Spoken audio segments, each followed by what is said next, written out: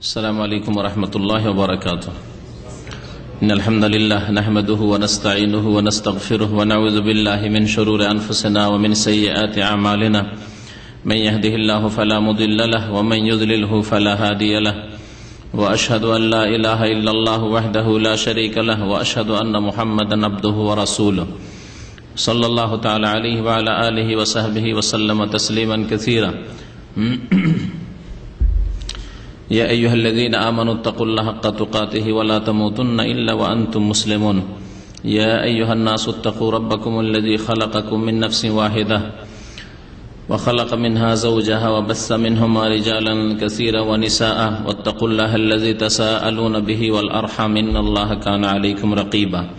يا أيها الذين آمنوا اتقوا الله وقولوا قولا سديدا يصلح لكم أعمالكم ويغفر لكم ذنوبكم ومن يطع الله ورسوله فقد فاز فوزا عظيما. أما بعد فإن خير الحديث كتاب الله وخير الهدي هدي محمد صلى الله عليه وسلم وشر الأمور محدثاتها وكل محدثة بدعة وكل بدعة ضلالة وكل ضلالة في النار. أما بعد فأعوذ بالله من الشيطان الرجيم.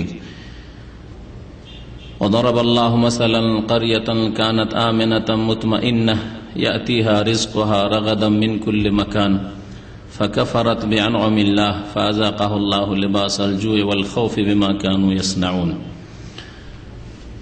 আল্লাহ পাক রব্বুল আলামিনের সমস্ত প্রশংসা যে আল্লাহ পাক রব্বুল আলামিন আমাদেরকে সৃষ্টি করেছেন এবং আমাদের অসংখ্য নিয়ামত দান করেছেন।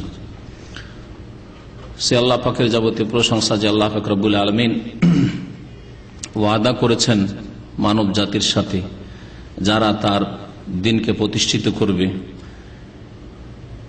যারা তার ইবাদত বন্দেগী করবে, যারা তার সাথে শিরক করবে না, যারা সৎকর্মশীল হবে তাদেরকে আল্লাহ পাক রব্বুল আলামিন ইহকাল পরকাল সম্মানিত করবেন। সালাত এবং সালাম নাযিল হোক প্রিয় নবী মুহাম্মদ রাসূলুল্লাহ সাল্লাল্লাহু আলাইহি ওয়াসাল্লামের প্রতি, যাকে আল্লাহ পাক রব্বুল আলামিন এই জন্য প্রেরণ করেছেন যাতে অসংখ্য মানুষকে কুফরির অন্ধকার থেকে, পাপ অন্যায় অত্যাচার থেকে উদ্ধার করে সৎ জীবন যাপনের দিকে নিয়ে আসতে পারেন। আল্লাহ পাক রব্বুল আলামিন মানব জাতিকে তার যে আমানত দিয়েছেন দিন, এই দিনের হেফাজত করলে মানব জাতিরই তাতে রয়েছে লাভ ইহকাল পরকালের। আর যদি আল্লাহ পাকের দিনকে নষ্ট করে তাহলে আল্লাহ পাক রব্বুল আলামিন তাদেরকেও ইহকাল পরকালে নষ্ট করবেন।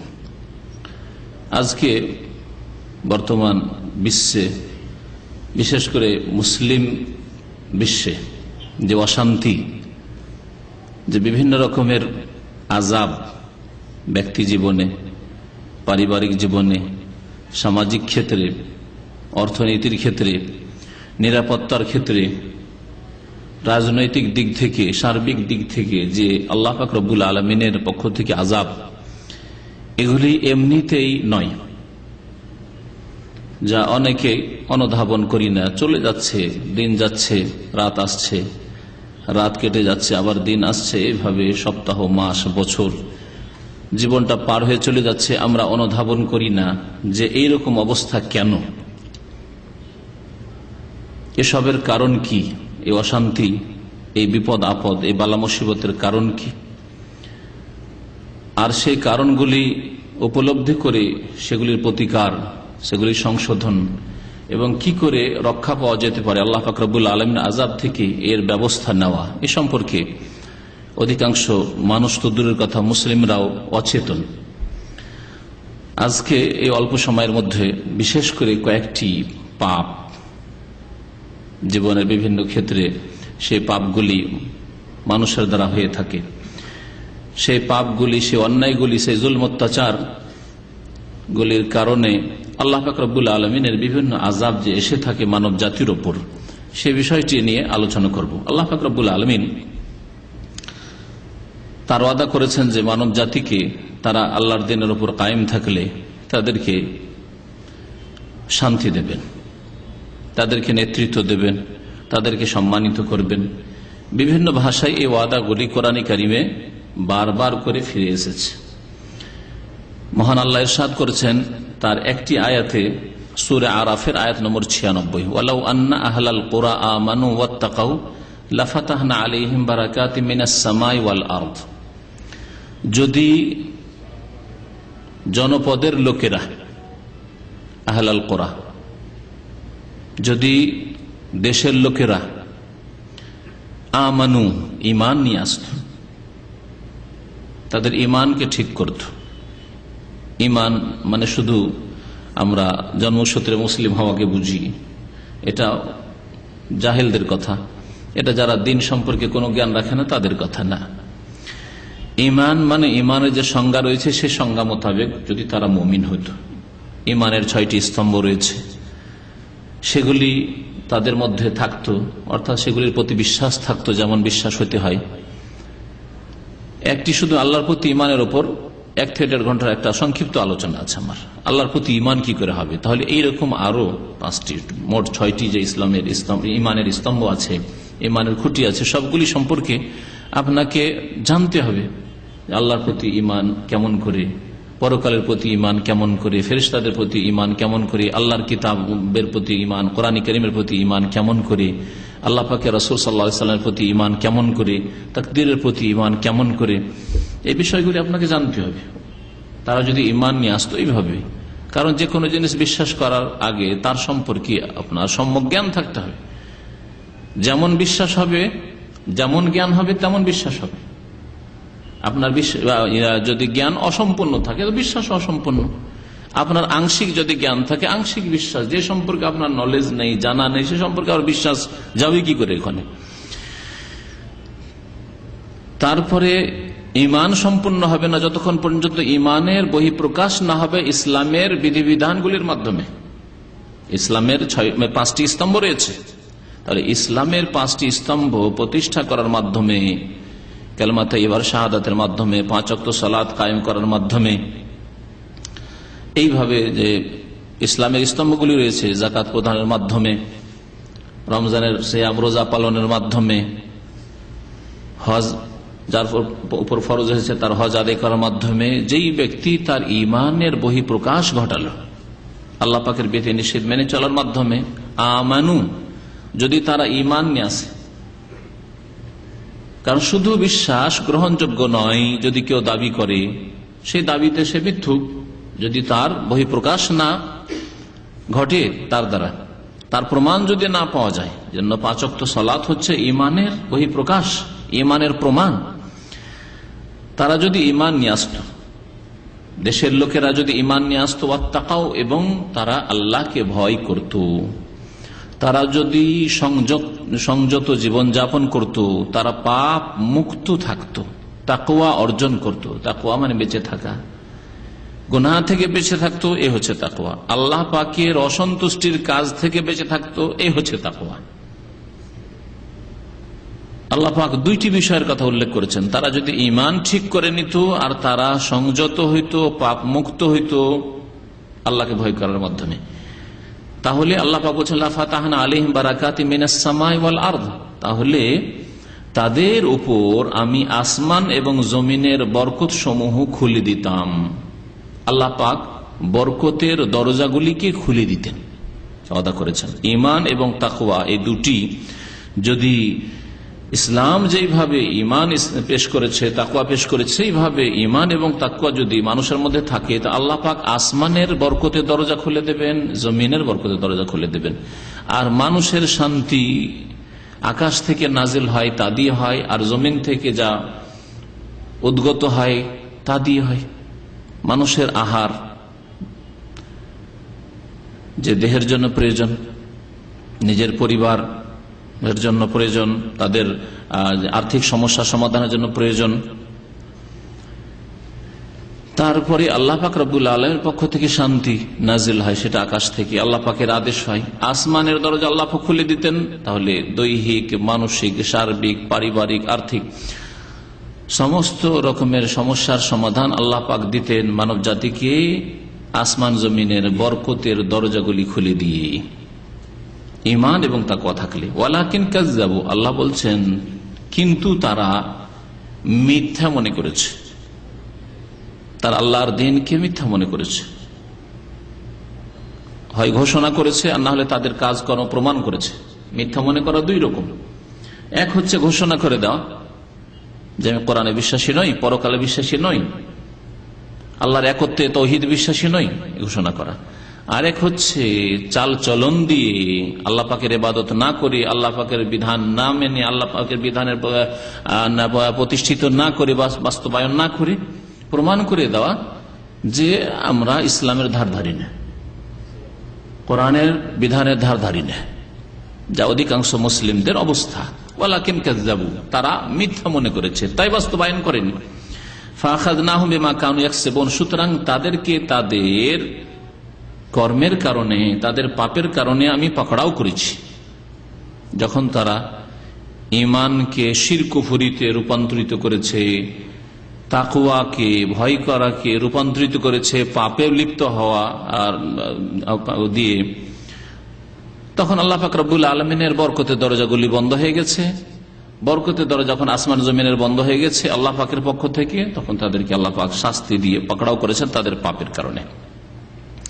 তো আল্লাহ পাক রব্বুল আলামিন মানব জীবনে বরকত দেবেন যদি ঈমান এবং তাকওয়া মানব জীবনে থাকে। আপনার মধ্যে ঈমান তাকওয়া থাকে, আপনার স্ত্রীর মধ্যে ঈমান তাকওয়া থাকে, আপনার ছেলে মেয়ে পরিবার পরিজন যারা আপনার পরিবারের সদস্য তাদের মধ্যে ঈমান তাকওয়া থাকে, আপনার পারিবারিক জীবনে ঈমান তাকওয়া থাকে, আপনার অর্থনীতিতে উপার্জনের ক্ষেত্রে এবং ধন সম্পদ ব্যয় করার ক্ষেত্রে ঈমান তাকওয়া থাকে, রাষ্ট্রনীতির ক্ষেত্রে তাকওয়া থাকে, তাহলে আল্লাহ পাক রব্বুল আলামিন সার্বিক জীবনে বরকতের দরজা খুলে দেবে। লাফাতাহনা আলাইহিম বারাকাতুম মিনাস সামাই ওয়াল আরদ। আর এই বরকত ছিনিয়ে নেবেন আল্লাহ পাক রব্বুল আলামিন কখন? যখন আল্লাহ পাক রব্বুল আলামিনের অকৃতজ্ঞ হবে। মহান আল্লাহ ইরশাদ করেছেন সূরা নাহলের আয়াত নম্বর 112-তে, ওয়াদারাবাল্লাহু মাসালান কারিয়া। আগের আয়াত আহলাল কোরা, জনপদের কথা, দেশবাসীর কথা, গ্রাম শহরের লোকের কথা আল্লাহ পাক উল্লেখ করেছেন। এখানে আল্লাহ পাক রব্বুল আলামিন এই কারিয়া শব্দটি উল্লেখ করেছেন, সেখানে বহু বচন ছিল, এখানে এক বচন, এই পার্থক্য শুধু। ওয়াদারাবাল্লাহু মাসালান কারিয়া, আল্লাহ পাক রব্বুল আলামিন একটি দৃষ্টান্ত বর্ণনা করেছেন এক জনপদের। সারা পৃথিবীকে একটি গ্রামের সাথে তুলনা করতে পারেন, একটি দেশ বলতে পারেন, একটি এলাকাও বলতে পারেন, সমস্ত ক্ষেত্রে এই আয়াত প্রযোজ্য। দারাবাল্লাহু মাসালান কারিয়া, এমন একটি দেশের কথা, এমন একটি এলাকার কথা, এমন একটি সমাজের কথা আল্লাহ পাক রব্বুল আলামিন দৃষ্টান্ত স্বরূপ পেশ করছেন। কানাত আমেনা, যা প্রাচীন যুগে ছিল এবং সেই জনপদ, সেই গ্রাম, সেই শহর নিরাপদ ছিল আল্লাহ পাকের আযাব থেকে, কলহ বিবাদ থেকে, মারামারি থেকে, ঝগড়া বিবাদ থেকে, বিভিন্ন রকমের আযাব বিপদ আপদ থেকে নিরাপদ ছিল। নিরাপদ শহর আর যেখানে নিরাপত্তা নেই, দুটোর মাঝে পার্থক্য যে কত তা আপনি তুলনা করার জন্য আপনি যেখানে বসে আছেন সৌদি আরবে, সেখানকার সাথে তুলনা করেন ওই দেশের, যে দেশের রাত দিন একদল আরেক দলকে মারার জন্য মরিয়া হয়ে উঠেছে যে কোনো সময়। এমনকি জুমা মসজিদে জুমা পড়ার জন্য অধিকাংশ জুমা পড়া মুসলমান, 5 ওয়াক্ত নামাজে তো মসজিদে পাওয়া যায় না, ফজরে তো পাওয়াই যায় না, জুমা পড়া মুসলমান জুমা পড়তে হাজির হয়েছে সপ্তাহে একদিন খ্রিস্টানদের মতো, সেখানে গোলাবর্ষণ। এসব খবর আপনারা শুনছেন, জানছেন, দেখছেন আশেপাশে। চিন্তা করুন যে এই দুই অবস্থায় কত পার্থক্য মানব জীবনে। যে নিরাপত্তা মানুষের খাদ্য বস্তু এবং পানীয়র চাইতে বেশি জরুরি। পানির গ্লাস যদি হাতে থাকে আর পিপাসা লেগে থাকা, নিরাপত্তা না থাকে যে দেবে এক্ষুনি মেরে দেবে, এই মিনিটের মধ্যে আমার আক্রমণ হয়, তো পানির গ্লাস ফেলে দিয়ে যান বাঁচাবার চেষ্টা করবেন। পানি পরে খাবো, আগে জানটা বাঁচাই, তাই না? তাহলে নিরাপত্তা যে কত জরুরি জিনিস মানুষের জন্য, মানুষের জন্য। এটা কোনো আখিরাতের বিষয় শুধু বলা হচ্ছে না, কবরের জীবনের কথা বলা হচ্ছে না, পরকালের কথা বলা হচ্ছে না, যে সব জীবন সম্পর্কে অধিকাংশ মানুষ উদাসীন, গাফিল। আল্লাহ কোরআনে বলছে যে মানুষ দুনিয়া সম্পর্কে যথেষ্ট বুঝে, বড়ই পটু। জাহিরা মিনাল হায়াতিদ দুনিয়া, দুনিয়ার ব্যবসা কেমন করে করতে হবে, কোন ব্যবসায় উন্নতি হবে, কোন টেকনোলজিতে, কোন ডিপার্টমেন্টের ছেলেদেরকে পড়ালে আজকাল বেশি ইনকাম হবে, হ্যাঁ, ইত্যাদি ইত্যাদি। কোন দল করলে দ্রুত নেতৃত্বে পৌঁছা যাবে, গদিতে পৌঁছা যাবে, কোন দলের লাভ নেই, এসব সব বুঝে, দুনিয়া খুব বুঝে। আল্লাহ বলছেন ইয়ালামুনা যাহিরাম মিনাল হায়াতিদ দুনিয়া ওয়া হুম আনিল আখিরাতি গাফিলুন। অথচ ওই লোকগুলি বিচক্ষণ, বড় চতুর, চালাক মনে হচ্ছে তাদেরকে দুনিয়ার ক্ষেত্রে, আখিরাত সম্পর্কে উদাসীন, গাফিল। কারণ ধারে বিশ্বাস নেই। নামে মাত্রে বিশ্বাসের কথা দাবি করলো, জন্মসূত্রে যেহেতু মুসলিম দাবি করলেও আসলে মিছামিছি দাবি। আল্লাহ পাক বলছেন যে ওই জাতি নিরাপদ ছিল, যেই নিরাপত্তা অনুভব করছেন। ধরে নেন এই অবস্থাতে, যে অবস্থায় আছেন আলহামদুলিল্লাহ, মক্কায়, মদিনায় এবং সৌদি আরব বিভিন্ন শহরে কত শান্তির সাথে আছেন আলহামদুলিল্লাহ। মুতমাইন্না, এবং বড়ই শান্তির সাথে, নিরাপদ এবং বড়ই শান্তির সাথে, ইতমিনানের সাথে জীবন যাপন করছে, বসবাস করছে। ইয়াতিহা রিজকুহা, আর তার সাথে সাথে যখন মানুষ নিরাপদ থাকে, দিনে কয়েকবার খিদা লাগে, খাবার লাগে, পিপাসা লাগে, পানির প্রয়োজন লাগে। আল্লাহ বলছেন ইয়াতিহা রিজকুহা রাগাদাম মিন কুল্লি মাকান, তাদের কাছে রিজিক আসতে থাকে চারিদিক থেকে, মিন কুল্লি মাকান, শুধু আসতে থাকে অল্প স্বল্প না, রাগাদান, অফুরন্ত রিজিক, যা চাই তাই। যে কোনো ফল, যে কোনো খাদ্যদ্রব্য, যা খেতে চাই তাই পায় বাজারে গেলে। এমন নয় যে মন চাইছে অমুক জিনিস খাওয়ার, তা পাচ্ছে না।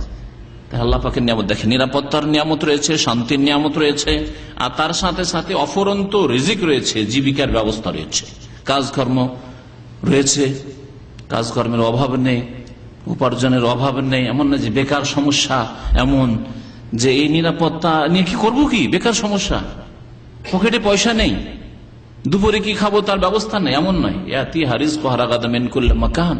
আল্লাহ পাক কত সুন্দর দৃষ্টান্ত তুলে ধরছেন, এইরকম শান্তি, দুনিয়ার শান্তি। তখন ওই লোকেরা করল কি, এই সুখ পেয়ে ফাকাফারাত বিআনআমিল্লাহ, আল্লাহ পাকের নিয়ামত সমূহকে অস্বীকার করল, আল্লাহ পাকের নিয়ামত সমূহের নাশুকরি করল। কাফারাত, কুফরি করা হচ্ছে দুই রকম, এক হচ্ছে অস্বীকার করা, কাফির হয়ে যাও, যে আল্লাহ নয়। আল্লাহ আবার কি, আল্লাহ আবার দেয় কি, নাস্তিকের কথা, বিধর্মীর কথা, বিদিনের কথা। আর আরেকটি কুফরি হচ্ছে কুফরানুন নেমা, আল্লাহর সাথে কুফরি নয়, আল্লাহ পাকের অস্তিত্বকে অস্বীকার করে না, আল্লাহ পাকের দানকে অস্বীকার করে না, বলে না যে এটা আমার, বরং আল্লাহরই দান, হয়তো মুখে বলে, কিন্তু আল্লাহ পাকের নিয়ামতের শুকরিয়া আদায় না করে নাশুকরি করাকে আরবি ভাষায় কুফরানুন নেমা বলা হয়। নিয়ামতের অকৃতজ্ঞ হওয়া বা কৃতজ্ঞ হওয়া, অকৃতজ্ঞ হওয়া, নাশুকরি করা। আল্লাহ পাক এই অর্থে বলেছেন ফাকাফারাত বিআনআমিল্লাহ, ফাকাফারাত বিল্লাহ বলেন, আল্লাহর সাথে কুফরি করেছিল এই কথা আল্লাহ বলেন। ফাকাফারাত বিআনআমিল্লাহ, আল্লাহ পাকের নিয়ামত সমূহকে অস্বীকার করেছিল, অর্থাৎ আল্লাহ পাকের নিয়ামতের অকৃতজ্ঞ হয়েছিল, নাশুকরি করেছিল। আল্লাহ পাকের নিয়ামত পেয়ে সেই নিয়ামতকে পাপের কাজে লাগিয়েছিল। আল্লাহ পাক নিরাপত্তা দান করেছে, নিরাপদ সে 5 ওয়াক্ত নামাজ আদায় করতে পারবে, নিরাপদ সে কাজকর্ম করতে পারে, নিরাপদ তার বাড়িতে রুজি রিজিক পৌঁছে যায়, জীবিকার ব্যবস্থা হয়ে যায়। কিন্তু আল্লাহ পাক রব্বুল আলামিনের আদেশ নিষেধ মেনে চলেনি। আল্লাহ পাকের এই নিয়ামত, ধন সম্পদকে, টাকা পয়সাকে পাপের কাজে ব্যয় করেছিল। আল্লাহ পাকের নিয়ামত সুস্থতাকে পাপের কাজে ব্যয় করেছিল। এই ব্রেন বুদ্ধি আল্লাহ পাকের দান, এগুলি পাপের অন্যায় কাজে ব্যবহার করেছিল। ফাকাফারাত বিআনআমিল্লাহ, আল্লাহ পাকের নিয়ামতের সাথে কুফরি করেছিল। ফাযাকাহাল্লাহু লিবাসাল জু'i ওয়াল খাউফ, তখন আল্লাহ পাক রব্বুল আলামিন তাদেরকে আস্বাদন গ্রহণ করালেন, চাখিয়ে দিলেন খুব সহজ ভাষায়। ফাযাকাহাল্লাহ, কি চাখিয়ে দিলেন, কত নিয়ামতে ছিল শুনলেন, আবার ফেরাবার প্রয়োজন করেন না। নিরাপত্তার নিয়ামত, খাওয়া দাওয়া অফুরন্ত, কোন রকমের অভাব নেই, শান্তিতে বসবাস করছে। আল্লাহ পাকের নিয়ামতের সাথে যখন অকৃতজ্ঞ হইল, ফাকাফারাত বিআনআমিল্লাহ ফাযাকাহাল্লাহ, আল্লাহ পাক তাদেরকে আস্বাদন করালেন কি লেবাসাল জুই, খিদার পোশাক পরিয়ে দিয়ে। অর্থাৎ পোশাক গোটা শরীরে লেগে থাকে, মাথা থেকে পা পর্যন্ত যদি আপনি পোশাক পরেন, শরীরের সাথে পোশাক লেগে আছে। পোশাক যত শরীরের সাথে লেগে থাকে জড়িয়ে, আর কোন জিনিস লেগে থাকতে পারেন না। আপনার আপন জন সবসময় আপনার শরীরের সাথে লেগে থাকতে পারে না, তাই না? পাশে আছে, আশেপাশে আপনার ছেলে মেয়ে স্ত্রী আশেপাশে ঘোরাঘুরি করছে, কিন্তু লেবাসের মতো এত গায়ে লেগে নেই। আল্লাহ পাক এখানে একে বলা হয়েছে অলংকার, ভাষার অলংকার, আরবি ভাষা লেবাস আল জু। তাদেরকে খিদার পোশাক আল্লাহ পাক রব্বুল আলামিন পরিয়ে দিলেন। এত খিদা, পেটের নাই খেতে, পানির ব্যবস্থা নাই, ভালো খাবারের ব্যবস্থা নেই, আর কি বল খৌফ, নিরাপত্তা ছিল, শান্তি ছিল, আরামে নাকে তেল দিয়ে ঘুমাচ্ছিল, ফজর ছেড়ে ঘুমাচ্ছিল, আল্লাহ পাকের নিয়ামতের কুফরি করছিল। ওয়াল খৌফ, আল্লাহ এমন ভয় ভীতি দিলেন যে ঘুম আসে না, ভয়ে ঘুম আসে না। কখন যে গোলাবর্ষণ হয়ে যায়, কখন যে দুশমন আক্রমণ করে, কখন যে আমাকে মেরে দেয়, রাস্তায় বের হলে বাড়িতে ফিরতে পারবো কিনা, রাস্তাতে বের হলে স্বামী বের হলে স্ত্রী চিন্তায় পড়ে যে আমার স্বামী আর ফিরে আসতে পারবে কিনা, ছেলে মেয়েদের স্কুল পাঠালে ছেলে মেয়েরা বাড়িতে ফিরে আসতে পারবে কিনা। আল খৌফ, ভয়। খিদাও আল্লাহ চাপিয়ে দিলেন, আর ভয়ের আযাব আল্লাহ পাক রব্বুল আলামিন দিয়ে দিলেন, ভীত সন্ত্রস্ত করে দিলেন। এমন অবস্থা সৃষ্টি হইল দেশে। বিমা কানু ইয়াসনাউন, আল্লাহ এখানে বলেছেন তাদের পাপের কারণে, তাদের বদ আমলের কারণে। এই আয়াতগুলি দিয়ে বুঝতে পারলাম যে আল্লাহ পাকের নেয়ামত আসে যখন আল্লাহ পাকের দিন মানুষ মজবুত করে ধরে। জীবনের প্রতিটি ক্ষেত্রে আমরা আল্লাহ পাকের গোলাম, আল্লাহ পাকের বান্দা, সুতরাং জীবনের প্রতিটি ক্ষেত্রে আল্লাহ পাক রব্বুল আলমিনের বিধান মেনে চলবে। ব্যক্তি জীবনে আল্লাহ পাকের বিধান কি আছে, ফরজ কি, ওয়াজিব কি, সুন্নাত কি নবী করিম সাল্লাল্লাহু আলাইহি সাল্লামের, আর নিষিদ্ধ কি, হারাম কি, নাজায়েজ কি, অপছন্দনীয় কি, মুসলিমের জন্য যেগুলি করা চলবে না সেগুলি কি। সুতরাং এইভাবে জীবন যাপন করো। ব্যক্তি জীবন, পারিবারিক জীবনে তেমন, অর্থনীতির ক্ষেত্রে, টাকা পয়সা উপার্জনের ক্ষেত্রেও তেমন, টাকা পয়সা ব্যয় করার ক্ষেত্রে, খরচ করার ক্ষেত্রেও তেমনই, রাষ্ট্রনীতির ক্ষেত্রেও, ইসলামী আইনের বাস্তবায়ন করার ক্ষেত্রে, যাকে যতটা আল্লাহ পাক রব্বুল আলামিন ক্ষমতা দিয়েছেন, সর্বস্তরে মানুষ যদি আল্লাহ পাকের শুকরিয়া আদায় করে, আল্লাহ পাকের নিয়ামতের অকৃতজ্ঞ না হয়, তাহলে আল্লাহ পাক সম্মানিত করবেন, বরকতের দরজা খুলে দেবেন। পক্ষান্তরে আল্লাহ পাকের নিয়ামতের না শুকরি করলে, অকৃতজ্ঞ হলে আল্লাহ পাকের আযাব আসবে। আর তাই হয়েছে মুসলিমদের অবস্থা বর্তমান যুগে, বর্তমানে মুসলিমদের অবস্থা হচ্ছে তাই। আল্লাহ পাক রব্বুল সূরা মায়েদার আয়াত নম্বর 65-তে ইরশাদ করেছেন আহলি কিতাব সম্পর্কে, ইহুদি নাসারাদের সম্পর্কে। নবী করিম সাল্লাল্লাহু আলাইহি ওয়াসাল্লামের জামানায় কোরআনে কারীম নাযিল হচ্ছে, সারা বিশ্বের মানুষকে দাওয়াত দেওয়া হচ্ছে, আর বিশেষ করে যাদের কাছে বিগত কিতাবের জ্ঞান আছে, তাওরাতের জ্ঞান আছে, তাদের কাছে ইনজিলের জ্ঞান আছে, তাদের মধ্যে তাওরাত ইনজিলের পণ্ডিতরা আছে, তাতে নবী করিম সাল্লাল্লাহু আলাইহি ওয়াসাল্লাম ভবিষ্যৎবাণী শুনছে, শেষ নবী আসবেন, তারপরেও যদি ঈমান না নিয়ে আসে তাহলে আল্লাহ পাকের আযাবের হকদার তারা। পক্ষান্তরে তারা যদি ঈমান নিয়ে আসে, আল্লাহ পাক তাদের কি দেবেন বলছেন, ওয়ালাউ আন্না আহলাল কিতাবে আমানু ওয়াত্তাকাউ, যদি আহলি কিতাবরা, যাদের কাছে কিতাব রয়েছে, যদি ইহুদি নাসারাদের সম্পর্কে আল্লাহ পাক বলেন, তো যাদের কাছে অবিকৃত কিতাব রয়েছে, ইহুদি নাসারাদের কিতাব তখন 1400 বছর আগে বিকৃত হয়ে গেছিল, তাওরাত বিকৃত হয়ে গেছিল, ইনজিল বিকৃত, তখনই বিকৃত হয়েছিল, আজকে নয়। নবী করিম সাল্লাল্লাহু আলাইহি ওয়াসাল্লামের আগমনের পূর্বেই তাওরাত ইনজিল তারা বিকৃত করে দিয়েছিল, আসল রূপে ছিল না, খেয়াল খুশি তাতে ঘাটতি বাড়তি করেছিল, সংযোজন করেছিল। পক্ষান্তরে কোরআনে কারীম যাদের কাছে আছে, যারা কোরআনে কারীম ধারণকারী, যাদের কাছে অবিকৃত কিতাব আছে, আল্লাহ পাক সেই কিতাবের সুরক্ষার দায়িত্ব নিয়েছেন কিয়ামত পর্যন্ত, সেই কিতাব যারা ধারণকারী উম্মতে মুসলিমা, তারা তাদের ঈমান যদি ঠিক না রাখে, তারা যদি সংযত না হয়, তাহলে কি শাস্তি হবে দুনিয়া আখিরাতে তাদের, চিন্তা করুন তো। আল্লাহ বলছেন আহলি কিতাব ইহুদি নাসারা আমানু, যদি ঈমান নিয়ে আসতো, ওয়াত্তাকাউ, আর আল্লাহকে ভয় করত, পাপ মুক্ত জীবন যাপন করতো, লাকাফফারনা আনহুম সাইয়্যাতিহিম, তাহলে তাদের পাপগুলিকে মোচন করে দিতাম, গুনাহগুলি মাফ করে দিতাম। ওয়ালা আদখালনাহুম জান্নাতিন নাঈম, এবং নিয়ামত ভরা জান্নাতে তাদেরকে দাখিল করতাম। আল্লাহ পাক রব্বুল আলামিন এই দুনিয়ায় এক এক জাতিকে নিয়ে আসেন আর তাদের তামাশা দেখেন, যে কি তামাশা তারা করছে, ভালো কাজ করছে, সৎকর্মশীল হচ্ছে, আল্লাহর সাথে সম্পর্ক রাখছে, আল্লাহর নাজিলকৃত বিধানের সাথে সম্পর্ক রাখছে না তারা স্বাধীন, সুখ পেয়েছি আর কি অভাব। ইন্নাল ইনসানা লা ইয়াতগা, মানুষ সীমা লঙ্ঘন বাড়াবাড়ি করে, আর রাহুস্তাগনা, যখন দেখে যে বড় লোক হয়ে গেছে, সুখী হয়ে গেছে, অভাব মুক্ত হয়ে গেছে। এটা হচ্ছে মানুষের স্বভাব, আল্লাহ কোরআনে তুলে ধরেছে। ইন্নাল ইনসানা লা ইয়াতগা, মানুষ সীমা লঙ্ঘন করে কখন? আর রাহুস্তাগনা, যখন নিজেকে দেখে যে অভাব মুক্ত হয়ে গেছে, আমি কারো মুখাপেক্ষী নই, কারো দ্বারস্থ নই, আমাকে যা আল্লাহ দিয়েছে, আল্লাহর কথা হয়তো স্মরণীয় করে, যা আছে আমার কাছে তা যথেষ্ট। তখন এমন অভাব মুক্ত নিজেকে মনে করে যে আল্লাহকে ভুলে যায়, আল্লাহর দিন ভুলে যায়, মানুষের হক ভুলে যায়, আল্লাহর হক ভুলে যায়।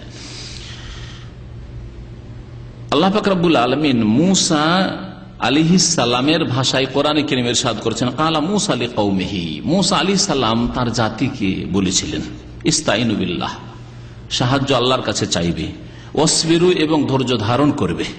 মুসা আলাইহিস সালামের জাতি যখন নির্যাতিত ফেরাউনের পক্ষ থেকে, ফেরাউনের বংশধরের পক্ষ থেকে মিশরে গোলামের জীবন যাপন করছিল, তাদের মেয়েদেরকে দাসী বানিয়ে রাখা হইতো, ছেলেদেরকে হত্যা করা হইতো, ওই যুগের কথা।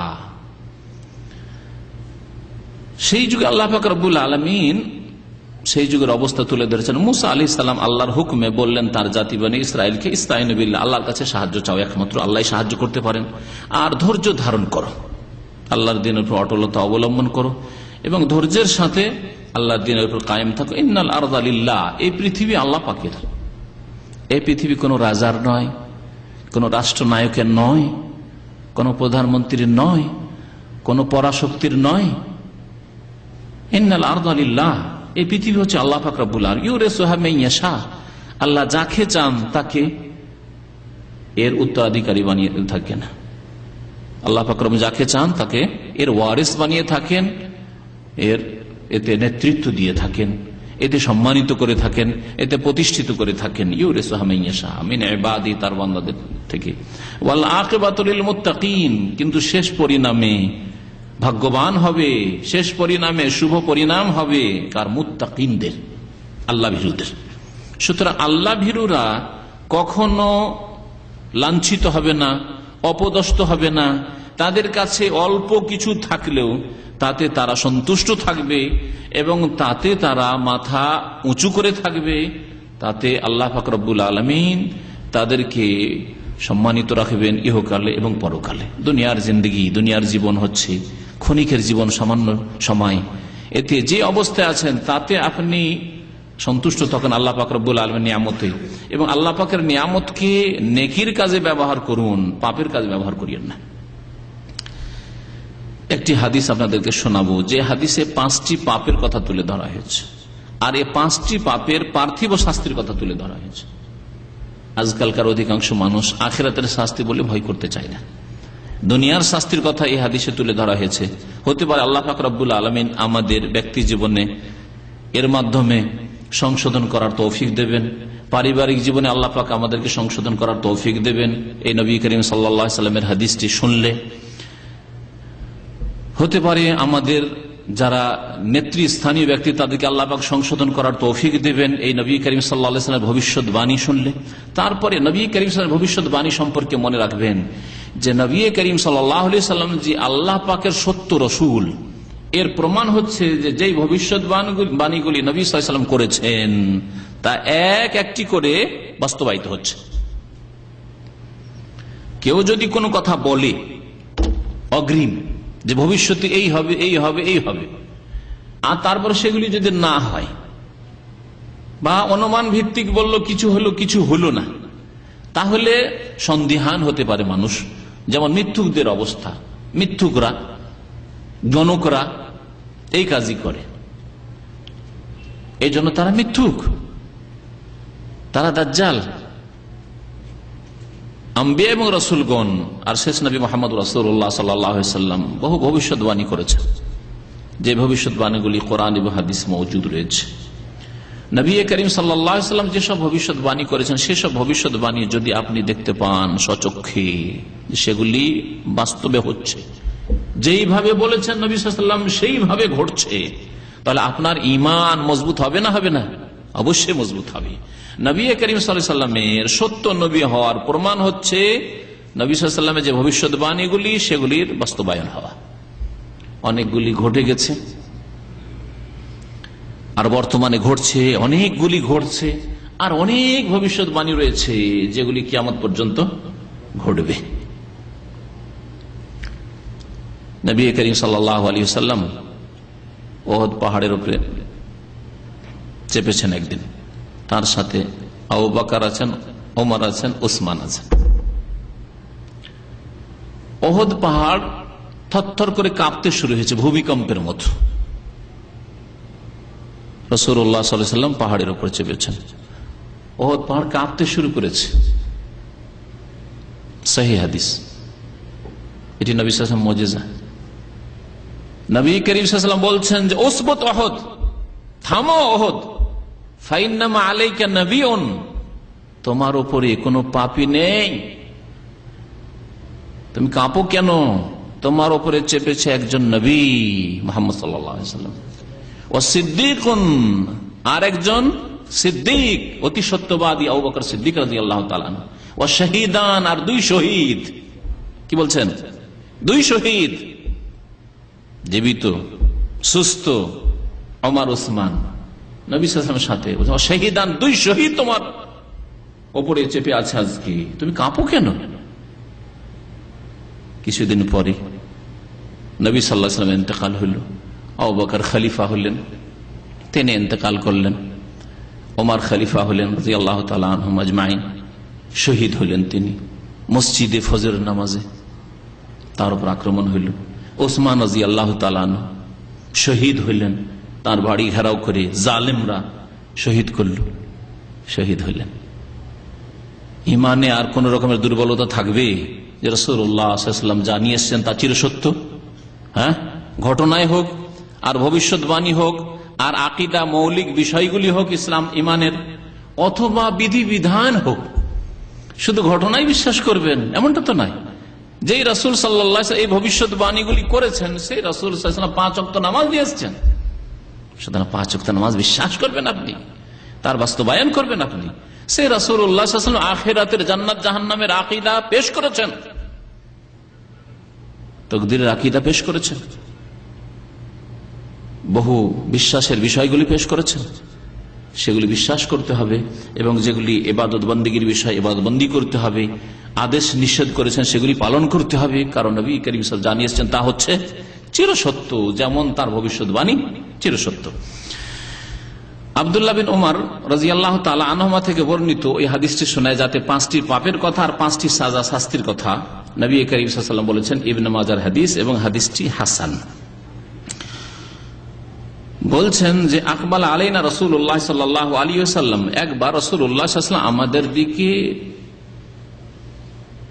মুখ করলেন, ফিরে বসলেন, আর বললেন ফাকালা ইয়া মাশারাল মুহাজিরিন, হে মুহাজিরিনদের দলেরা, হে মুহাজিরিনদের দল, হে মুহাজির সম্প্রদায়, ইয়া মাশারাল মুহাজিরিন, হে মুহাজির সম্প্রদায়, যারা মক্কা থেকে মদিনা হিজরত করে এসেছিলেন, মুমিন মুমিনা তারা মুহাজিরিন, আর যারা মদিনার মানুষ ইসলাম কবুল করেছিলেন, নবী করিম সাল্লাল্লাহু আলাইহি ওয়াসাল্লামের প্রতি ঈমান নিয়ে এসেছিলেন নবী সাল্লাল্লাহু আলাইহি ওয়াসাল্লামের জীবদ্দশায়, তারা হচ্ছে আনসার।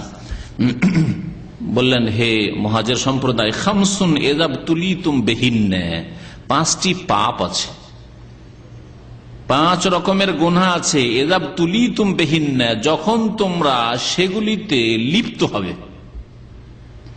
ওয়া আউযু বিল্লাহি আন তুদরিকুহুন্না, এবং আমি আল্লাহর কাছে আশ্রয় কামনা করি, আল্লাহ পাকের শরণ নিচ্ছি আমি, যে এই পাপগুলি যাতে করে তোমাদের না পায়, আল্লাহর কাছে পানাহ চাইছি যে এই পাপগুলি যেন তোমাদেরকে স্পর্শ না করতে পারে, এই পাপে যাতে করে তোমরা লিপ্ত না হও, আল্লাহ না করে তোমরা এই পাপগুলিতে লিপ্ত হও।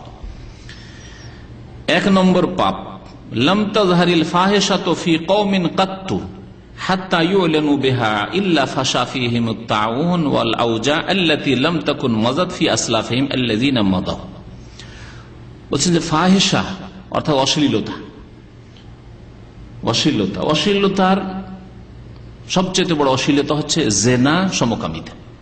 এটা সবচেয়ে বড় অশ্লীলতা, জেনা এবং সমকামিতা।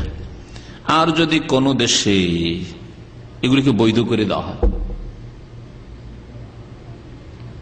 এই দুনিয়ায় এই জমিনের উপর বহু দেশ রয়েছে, বরং অল্প হয়তো কয়েকটি দেশ ছাড়া প্রায় দেশগুলিতে অমুসলিম শুধু নাই, নামেতে মুসলিম দেশ, কিন্তু যদি যুবক যুবতীর সম্মতিতে ব্যভিচার হয় তাহলে সেটা অপরাধ নয়, সেটা অপরাধ নয়।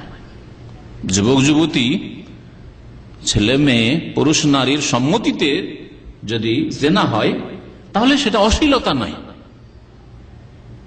সেটা ধর্ষণ নয়, যেহেতু সেটা অপরাধ নয়। ধর্ষণ জবরদস্তি করলে, এই জন্য ধর্ষণ একটি শব্দ আবিষ্কার করা হয়েছে, জেনা বিল জবর, যেটি মানে জবরদস্তি যদি কেউ ব্যভিচার করে তাহলে অপরাধ হইল, কিন্তু জবরদস্তি যদি না করে তাহলে অপরাধ নয়। আর পার্কগুলি এই জন্য তৈরি হয়েছে, বিচগুলি এই জন্য তৈরি হয়েছে, কলেজ ইউনিভার্সিটির পরিবেশ উত্তপ্ত হয়ে গেছে এই অশ্লীলতায়। এই জন্য সম্মতি আছে, এই যুবক অমুক যুবতীকে ভালোবাসে, অমুক যুবতী এই যুবককে ভালোবাসে। কলেজ ইউনিভার্সিটিতে আমাদের কিছু বন্ধুরা মাদ্রাসা পড়ার পরে গেছে, বলছে যে আজকাল কলেজ ইউনিভার্সিটির অবস্থা এমন, যদি কোনো ছেলের কোনো বান্ধবী না থাকে অথবা কোনো মেয়ের যদি বন্ধু না থাকে, ছেলে বন্ধু না থাকে, তাহলে তাকে মিসকিন মনে করা হয়, যে কিরে বোকা, তুই বোকা মনে করা হয়, যে আজকালকার যুগে তুই আবার তোর বন্ধু বান্ধবী ছাড়া। আর কোন মেয়ের যদি আবার বন্ধু না থাকে, বয়ফ্রেন্ড না থাকে, তাদের একেবারে বোকা মেয়ে। আউযু বিল্লাহ, আউযু বিল্লাহ। আর এমন দেশ রয়েছে যেসব দেশে সমকামিতা, বরং পুরুষ পুরুষের বিবাহ, তাই না, পুরুষের পুরুষের বিবাহ জায়েজ করে দিচ্ছে। মেয়ে বিয়ে করার দরকার নাই। আপনি যদি মনে করেন যে মেয়ে বিবাহ করবো না, আমি ছেলেকে বিয়ে করবো, এটা আমার ছোটকালের ফ্রেন্ড, একসাথে পড়াশোনা করেছে, আমি ছেলেকে বিয়ে করে থাকবো। অনেকে আছে এইরকম। সুবহানাল্লাহ, কি প্রকৃতির বিকৃতি!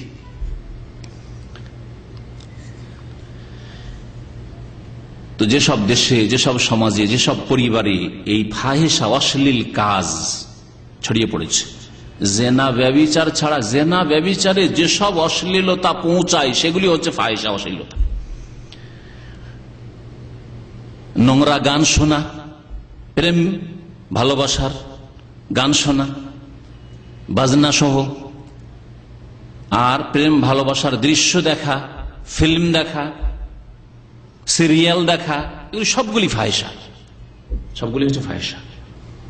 নাটক, যুবক যুবতীর, ছেলে মেয়ে একসাথে ইত্যাদি যতগুলি রয়েছে, এগুলি হচ্ছে ফাহিশা। ফাহিশা যেমন কাজ, তেমনি অশ্লীল কথা, অশ্লীল কথা এবং কাজ। যে কোনো দেশে, যে কোনো সম্প্রদায়, ফি কওমিন, যদি অশ্লীলতা প্রকাশ পায়, প্রকাশ পেয়ে যায়, লুকিয়ে লুকিয়ে নয়, লুকিয়ে লুকিয়ে মাঝে মধ্যে শতকরা একটি দুটি ঘটনা ঘটবে জেনা ব্যভিচারের অথবা এরকম চরিত্রহীনতার, এগুলি সব কালে হইতে পারে, ইসলামিক শাসন থাকলেও হইতে পারে, কিন্তু লুকিয়ে। অশ্লীলতা মাথা চাড়া দেয়নি, রাস্তাঘাটে নেমে যায়নি, গার্ডেন পার্কে দেখা যায় না, সমুদ্রের তীরে দেখা যায় না, ঘরে হয়তো কিছু হচ্ছে, এগুলো হবে, এইরকম পাপ থাকবে। এই জন্য নবী কারীম সাল্লাল্লাহু আলাইহি ওয়াসাল্লাম তাজহারিল ফাহিশা, যদি প্রকাশ পেয়ে যায় মাথা চাড়া দিয়ে দেয় অশ্লীলতা। হাত্তা ইউলানু বিহা, এমনকি প্রকাশ করে ফেলেছে। আজকে পশ্চিমা সভ্যতা কোনো ব্যাপারই না, ভরা মার্কেট, কোনো ব্যাপার না। আর আমরা তার কাছাকাছি, কারণ নবী সাল্লাল্লাহু আলাইহি ওয়াসাল্লাম ভবিষ্যৎবাণী এটাও করেছেন যে তোমরা ইহুদি নাসারাদের লা তাত্তাবিউনা সুনানা মান কানা ক্বাবলাকুম, তোমাদের পূর্বে যে জাতিগুলি এসেছিল তাদের তোমরা অন্ধ অনুকরণ করবে। সেজন্য মুসলিম দেশেরও গার্ডেন, পার্ক, কলেজ, ফিল্ড ইত্যাদি, বাজার, বিমানবন্দর, এসব বেহায়াতি, অশ্লীলতায় ভর্তি। ছেলে মেয়েকে জড়িয়ে ধরছে, মেয়ে ছেলেকে জড়িয়ে ধরছে, ইত্যাদি ইত্যাদি। যদি এই পাপ মাথা চাড়া দেই তাহলে কি হবে? আল্লাহ পাকের আযাব কি আসবে? ইল্লা ফাশা ফিহিম আত-তাউন ওয়াল আওজা, তাহলে মহামারী ব্যাপক আকার ধারণ করবে। যেমন অশ্লীলতা, জেনা, সমকামিতা, আর জেনা সমকামিতায় যা পৌঁছায়, অবাধ মেলামেশা পৌঁছায়, সহশিক্ষা পৌঁছায়, একসাথে ছেলে মেয়েদের চাকরি করা পৌঁছায়, নারী পুরুষের নির্জনতা জেনায় পৌঁছায়, হাতে হাতে যুবতীদের হাতে মোবাইল, আর যেখানে সেখানে যে কোনো যুবককে টেলিফোন করছে, যুবক 15 বছর 16 বছরের ছেলেকে মোবাইল দিয়ে দেওয়া হয়েছে, আর যে কোনো যুবতীর সাথে যোগাযোগ করছে। এসব অশ্লীলতা, এইসব অশ্লীলতা, বড় অশ্লীলতা, জেনা, ব্যভিচার আর সমকামিতা পর্যন্ত পৌঁছায়। এই পাপগুলি যখন মাথা চাড়া দেবে তখন আল্লাহ পাক রব্বুল আলামিনের আযাব মহামারীও ব্যাপক আকার ধারণ করবে। ওয়াল আওজা, এবং এমন এমন ব্যাধি, ওয়াজা মানে হচ্ছে ব্যাধি, এমন এমন ব্যাধি দেখা দিবে আল্লাতী লাম তাকুন মাযাদ ফি আসলাফিহিম আল্লাযীনা মাদু, আগের লোকেরা যে চলে গেছে, আমাদের বাপ দাদারা চলে গেছে, দাদার বাবারা চলে গেছে, পূর্বপুরুষরা চলে গেছে, তাদের মাঝে ওই ব্যাধিগুলি ছিল, রোগগুলি ছিল না। এডসের রোগ ছিল না, এডসের রোগ জানতই না, প্রেসারের রোগ ছিল না, সুগারের রোগ ছিল না, কিডনির রোগ ছিল না। এছাড়াও বহু রোগ আজকাল যেগুলিকে বলা হচ্ছে ফ্লু, তাই না? সোয়াইন ফ্লু কিছুদিন আগে শুনলেন, বার্ড ফ্লু, আরেক ফ্লু, কত রকমের যে রোগের কথা শুনবে, ডেঙ্গু জ্বর শুনেছেন নাম না? এমন এমন রোগের কথা শুনছেন আজকাল, যেগুলি লাম তাকুন মাযাদ ফি আসলাফিহিম, তাদের আসলাফ অর্থাৎ পূর্বপুরুষদের মাঝে ওই সব রোগ পরিচিত ছিল না, কেউ জানতো না। এ হচ্ছে আল্লাহ পাকের আযাব জেনার কারণে, এবং জেনার পরিবেশ তৈরি করে দেওয়ার কারণে। আপনার বাড়িতে অপর ছেলেদের ঢোকায় কোনো বাধা নেই, আর আপনার মেয়েদের অন্য কোথাও যেতে বাধা নেই, অবাধ মেলামেশা করতে বাধা নেই, এক রিক্সাতে স্কুলে যেতে গ্রামের ছেলের সাথে অসুবিধা নেই, একই ক্লাসে একসাথে ছেলে মেয়েদের পড়াশোনা করতে কোনো অসুবিধা নেই। ছেলেদের হোস্টেলে মেয়েরা ঢুকতে পারে, যদি হয়তো এতটুকু আছে যে মেয়েদের হোস্টেলে হয়তো ছেলেরা ঢুকতে পারে না, কিন্তু মেয়েদের একটা স্বাধীনতা বেশি আছে, অতিরিক্ত স্বাধীনতা, কারণ ওদের স্বাধীনতা দিতে হবে। ছেলেদের হোস্টেলে ওরা যেতে পারে, এইরকম ইউনিভার্সিটির হোস্টেল আমি দেখেছি। বললো আমাদের পরিচিত ভাইরা, যখন ইউনিভার্সিটির সামনে নামলাম, যে দেখছেন না মেয়েরাকে, এরা ছেলেদের হোস্টেলে ঢুকছে, কিন্তু ছেলেরা মেয়েদের হোস্টেলে ঢুকতে পারবে না। ব্যাস, যথেষ্ট, যথেষ্ট অশ্লীলতার জন্য, আল্লাহ পাকের আযাব ডাকার জন্য যথেষ্ট।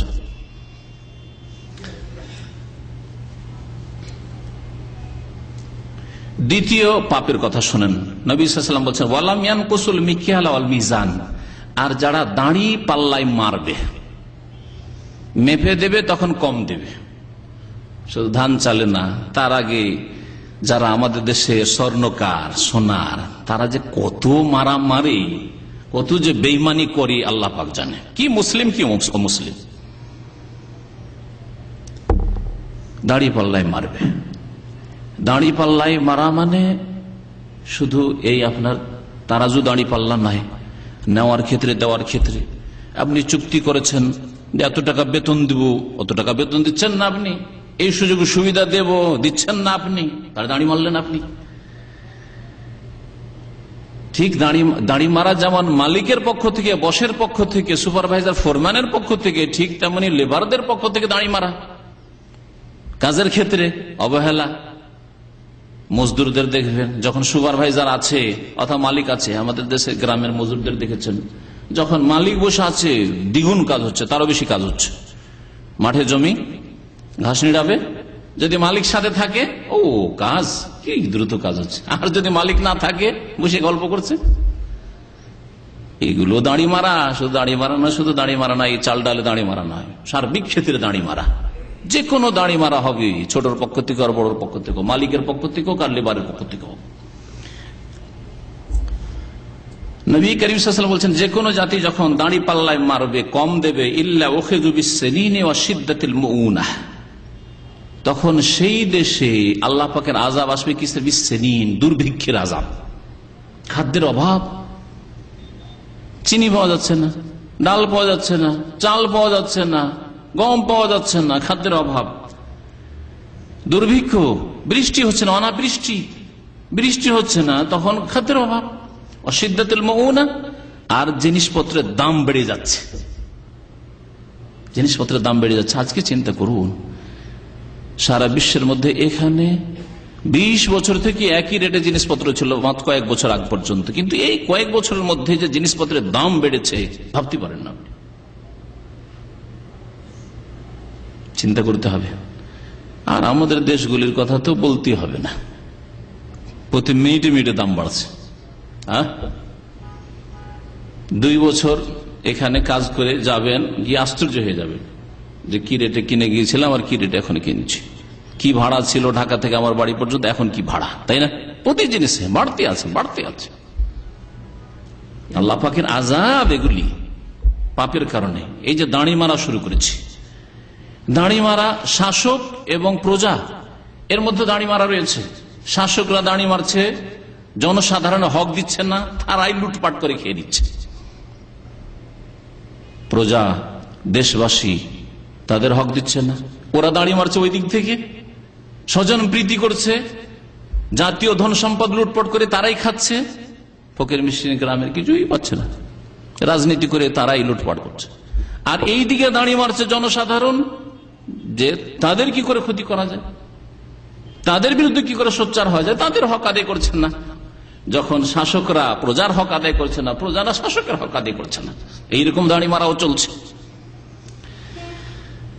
আল্লাহ পাক রব্বুল আলামিনের আযাব আসবে যখন দাঁড়ি মারবে এরকম, তখন দুর্ভিক্ষ, অনাবৃষ্টি আর জিনিসপত্রের মূল্য বৃদ্ধি পাওয়া, এসব আল্লাহ পাকের আযাব। আর কি আযাব আসবে? নবী সাল্লাল্লাহু আলাইহি ওয়াসাল্লাম বলছেন ওয়াজাউরিস সুলতান আলাইহিম, এবং শাসকের জুলম অত্যাচার বেড়ে যাবে। যখন এরকম দাঁড়ি মারা শুরু করবে তখন শাসকের, জালেম শাসক বেড়ে যাবে, চেষ্টা করেও ভালো শাসক নিয়ে আসতে পারবেন না। 5 বছর রাখলেন, এক তিক্ত অভিজ্ঞতা হইল, এই দলকে আসতে দেব না, তাড়িয়ে দিলেন, তাড়িয়ে দিয়ে আর এক শাসককে নিয়ে আসলেন, আরো বড় জালেম। তিক্ত অভিজ্ঞতা হইল, পারলে একে 2-2.5 বছরের নামাবো। এই ধস্তাধস্তি ধাক্কা ধাক্কি করতে করতে 5 বছর গেলে আবার টেনে নামালেন, আরেক দলকে পাঠালেন, আরো জালেম। এই জালেম ছাড়া আর কিছুই খুঁজে পাওয়া যায় না, বাস্তব সত্য না? ওয়াজাউরুস সুলতান আলাইহিম, শাসকদের জুলম অত্যাচার বেড়ে যাবে। তৃতীয় পাপ, ওয়ালাম ইয়ামনাউ যাকাত আমওয়ালিহিম, যদি কোন সম্প্রদায় মুসলিম হওয়া সত্ত্বেও তাদের ধন সম্পদের যাকাত না দেয়।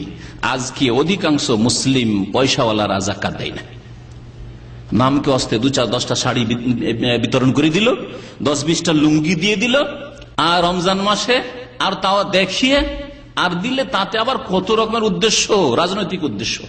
যদি নেতা হয় তাহলে ইলেকশনের সময় দিল, যাতে লোকেরা ভোট দেয়। যাকাত দেওয়ার উদ্দেশ্য হচ্ছে ভোট নেওয়া, কোনো বাড়াবাড়ি কথা নেই বলে। যদি তাদের ধন সম্পদের যাকাত না দেয়, আল্লাহ পাক শতকরা 2.5 টাকা ফরজ করেছে, 2 টাকা কবুল করবেন না। শতকরা 2.5 টাকা ফরজ করেছেন, আপনার কাছে যত টাকা পয়সা ধন দৌলত আছে তাতে শতকরা 2.5 টাকা। 10 মনে 1 মন বিনা সেচে হইলে, আর সেচে হইলে 20 মনে 1 মন, 20 মনে 1 মনের জায়গায় যদি কম করে, সামান্য কম, আল্লাহ কবুল করবেন না। যেমন জোহরের 4 রাকাতে 3 রাকাত আল্লাহ কবুল করবেন না। ওইরকম শতকরা 2.5 টাকা যায়, 2 টাকা 1.5 টাকা খেয়াল খুশি দিলাম, যা পারলাম দিলাম। আর এক শ্রেণীর লোক, আমি তো আরো বেশি দিচ্ছি, সবসময় দিতেই আছি, আরো বেশি দিচ্ছি, হিসাব করবে না, না, এই যাকাত আদায় হবে না।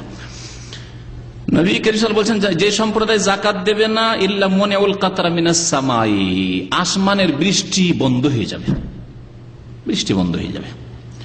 ওয়ালাউলাল বাহাইম, নবী সাল্লাল্লাহু আলাইহি ওয়াসাল্লাম বলছেন, যদি চতুষ্পদ জন্তু না থাকতো, গৃহপালিত পশু না থাকতো, গবাদি পশু না থাকতো, লাম ইউমতারু, কখনো বৃষ্টি হতো না। আজকাল যে মানুষের পাপ, পাপ আমাদের মাথার উপরে চলে গেছে, আকাশ ছুতে যাচ্ছে। এই পাপের অবস্থায় আল্লাহ পাক বৃষ্টি দিতেন না, লাউলাল বাহাইম, যদি এই গবাদি পশুগুলি না হইতো, নিষ্পাপ, তাদের পানির প্রয়োজন আছে, বৃষ্টির প্রয়োজন আছে, ঘাস পাত না হলে মরে সব ধ্বংস হয়ে যাবে, না হলে আল্লাহ পাক বৃষ্টি দিতেন না। এই অবস্থা। 4 নম্বর পাপের কথা নবী সাল্লাল্লাহু আলাইহি ওয়াসাল্লাম বলছেন, তার শাস্তির কথা বলছে, ওয়ালাম ইয়ানকুযু আহদাল্লাহি ওয়া আহদা রাসূলিহি, আর যে কোনো সম্প্রদায় আল্লাহ পাকের ওয়াদা ভঙ্গ করবে এবং রাসূলুল্লাহ সাল্লাল্লাহু আলাইহি ওয়াসাল্লামের চুক্তি ভঙ্গ করবে। আল্লাহ পাকের এবং রাসূলের ওয়াদা ভঙ্গ করা মানে আল্লাহর দিন প্রতিষ্ঠিত না করা। ব্যক্তি জীবনে 5 ওয়াক্ত নামাজ, রমজান মাসে রোজা রাখা, ফরজ ওয়াজিব আদায় করা, হারাম নাজায়েজ থেকে বেঁচে থাকা। আপনি আমি সকলে, প্রত্যেক মানুষ আল্লাহর সাথে ওয়াদা করেছে। হ্যাঁ, কোরআনে কারিমে রয়েছে সেই ওয়াদার কথা যে আদম আলাইহিস সালামকে সৃষ্টি করার পরে আল্লাহ পাক এক ওয়াদা নিয়েছেন। সেই ওয়াদা কি? আলাস্তু বিরাব্বিকুম, আমি কি তোমাদের রব নয়? আল্লাহ পাক জিজ্ঞাসা করেছিলেন। কালু, তারা সকলে বলেছিল, মুসলিম অমুসলিম সকলে বলেছিল, আদম থেকে শুরু করে শেষ কিয়ামত পর্যন্ত যত মানুষ এসেছে আর আসবে আর যত আছে, বালা, অবশ্যই আল্লাহ তুমি আমাদের রব। এই ওয়াদা খেলাফি যে কোনো জাতি করবে। আর আল্লাহ এবং রাসূলের প্রতিশ্রুতি চুক্তি ভঙ্গ করার আরেকটা দিক হচ্ছে, ব্যাখ্যা হচ্ছে যে কোন সম্প্রদায়ের সাথে যদি কোনো চুক্তি থাকে, কোন জাতির সাথে হোক, কোন ব্যক্তির সাথে কোনো চুক্তি হোক, যদি চুক্তি ভঙ্গ করে, ব্যক্তি পর্যায়ে সেই চুক্তি ওয়াদা হতে পারে আর জাতি পর্যায়ে সেই চুক্তি হতে পারে। এক দেশের আরেক দেশের সাথে চুক্তি করে বিশ্বাসঘাতকতা করা, 2 রকমের আচরণ অবলম্বন করা, একই রকমের অপরাধ করছে 2টি দেশ, 2টি সম্প্রদায়। এক সম্প্রদায়কে শেষ করে দেওয়া, আক্রমণ করে দেওয়া তার দিকে, তার উপর আর এক সম্প্রদায়কে ছেড়ে দেওয়া, বরং বাড়ানো, বরং বলা তাদের অধিকার রয়েছে, তাদের আলাদা হওয়ার অধিকার রয়েছে। যেমন ইন্দোনেশিয়ার সাথে করা হইলো, যেমন সুদানের সাথে করা হচ্ছে। কিন্তু এই কাজটা যদি অন্য কোথাও হয়, না না না, এটা চলবে না, বিশেষ করে যদি মুসলিম হয় সেখানে, তাহলে।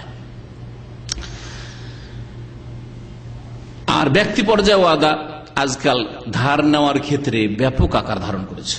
ধার দিয়ে দেন যদি শত্রুতা করার ইচ্ছা থাকে, কারো সাথে দুশ্মনী করার ইচ্ছা থাকে, সম্পর্ক খারাপ করার ইচ্ছা থাকে, তো ধার দিয়ে দেন। এ হলো মানব জাতির চরিত্র। কোন যোগাযোগ নেই ধার পর পরে, ইল্লা মান রাহিমাল্লাহ। আল্লাহ যদি কাউকে হিদায়াত করে, আল্লাহর যদি ভয় থাকে, হাজারো একটা খুঁজে পাওয়া আজকাল মুশকিল। তো ওয়াদা করলেন, ভাই 1 মাসের জন্য নিলাম, আপনাকে টাকা দিয়ে দেবো। আমার সাথে হয়েছে, বৃহস্পতিবারে টাকা নিচ্ছে, শনিবারে দিয়ে দেবো, 3 বছরও পাইনি। তা আপনাদের সাথে হইতেই পারে।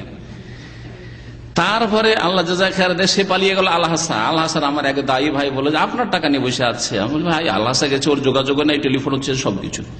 আচ্ছা ঠিক আছে। একদিন গিয়ে ওকে একটু অমুক দিয়ে আসলো, টাকা ইসলামী সেন্টারে পৌঁছে যাবে, শাইখের টাকা নিয়ে এসছো। আলহামদুলিল্লাহ, সেটা 3 বছর পরে আদায় হয়েছে। 3 দিনের কথা বলে 3 বছর। জি হ্যাঁ, কি করে ধার দেবেন মানুষকে? ওয়াদা খেলাফি। যার যখনই কোন জাতি আল্লাহ পাকের ওয়াদা এবং রাসূলের ওয়াদা, মানে এইরকম ওয়াদা ভঙ্গ করে, ব্যক্তি জীবনে হোক অথবা জাতীয় পর্যায়ে হোক, ইল্লা সাল্লাল্লাহু আলাইহিম আদুওয়াম মিন গায়রিহিম, তাদের উপর আল্লাহ পাক বাইরের শত্রু চাপিয়ে দেবেন। বাইরের শত্রু চাপিয়ে দেবেন।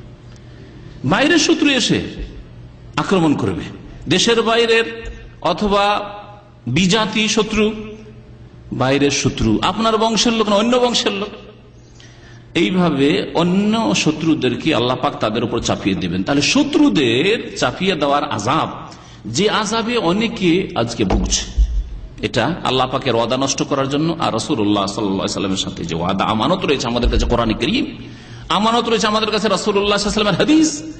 আর কোরআন এবং হাদিস ছেড়ে দিয়ে মুরব্বীদের কথা, বুজুর্গানে দ্বীনের কথা, পীরে কিবলার কথা, মুর্শিদদের কথা, বড়রা বলেছেন, বড়রা এটাকে ভালোবেসেছেন, কোরআন এবং হাদিসের পরোয়া নেই।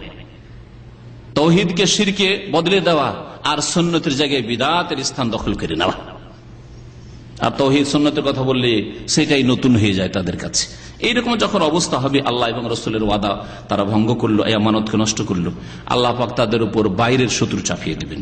5 নম্বর, ফাখাযু বাযা মা ফি আইদিহিম, তাদের কাছে ধন সম্পদ ছিল, নিরাপত্তা ছিল, বাড়িঘর ছিল, এগুলো সব ছিনিয়ে নিয়ে যাবে। 5 নম্বরের পাপ হচ্ছে ওমা লাম তাহকুম আইম্মাতুহুম বিকিতাবিল্লাহি ওয়া তাখায়্যারু মিম্মা আনজালাল্লাহ, যদি মুসলিম নেতারা, মুসলিম শাসকরা আল্লাহর কিতাব দিয়ে ফয়সালা না করে। ওমা লাম তাহকুম আইম্মাতুহুম, তাদের ইমামরা অর্থাৎ দেশের শাসকরা। ইমাম হচ্ছে 2 রকম, এক হচ্ছে ইমাম মসজিদের ইমাম, এটা হচ্ছে ছোট ইমাম, আর বড় ইমাম ইমাম আজম হচ্ছে যে দেশের শাসক, রাষ্ট্রপতি, প্রধানমন্ত্রী, বাদশাহ, এরা হলো ইমাম। এই শাসকরা যদি আল্লাহর কিতাব দিয়ে ফয়সালা না করে, আদালতে আল্লাহর কিতাব কোরআনে কারীমের ফয়সালা নেই, কলেজ ইউনিভার্সিটিতে কোরআনের ফয়সালা নেই, সামাজিক বিচারের ক্ষেত্রে কোরআন হাদিসের ফয়সালা নেই। ওয়ায়াতাখায়্যারু বিমা আনজালাল্লাহ, আল্লাহ পাকের যে নাজিলকৃত বিধান আছে তা স্বেচ্ছায় গ্রহণ করলো না, নিতে চাই না। কোরআনের বিধানকে সরিয়ে দিয়ে পশ্চিমা বিধান নিয়ে আসা হয়েছে। ব্রিটিশ ল না পড়লে ব্যারিস্টার হবে না, অ্যাডভোকেট হবে না, হাকিম জজ হবে না। যদি পশ্চিম আমেরিকান ল কি, ব্রিটিশ ল কি, জার্মানির ল কি, আবার রুশের ল কি, এগুলি পড়তে ল পড়তে হবে, তাহলে LLB, হ্যাঁ, অ্যাডভোকেট হবে, ব্যারিস্টার হবে, জজ হবে। আর কাল আল্লাহ কাল রসুল, আল্লাহ বলেছেন রসুল বলেছে, এর সামান্য মূল্য নেই। যখন মুসলিমদের এই অবস্থা হবে, ইল্লা জাআলাল্লাহু বাসাহুম বাইনাহুম, তখন আল্লাহ পাক মুসলিমদের আপোষে লড়িয়ে দেবেন এইভাবে।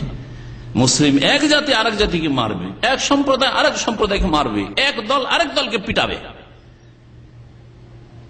এক দল আরেক দলের শোষণ করবে, জুলম অত্যাচার মাথা চাড়া দেবে। আল্লাহ পাকের আযাব মানবরচিত বিধান দিয়ে যখন ফয়সালা করবে, আল্লাহর বিধান দিয়ে ফয়সালা করবে না, তখন এই আযাব আসবে।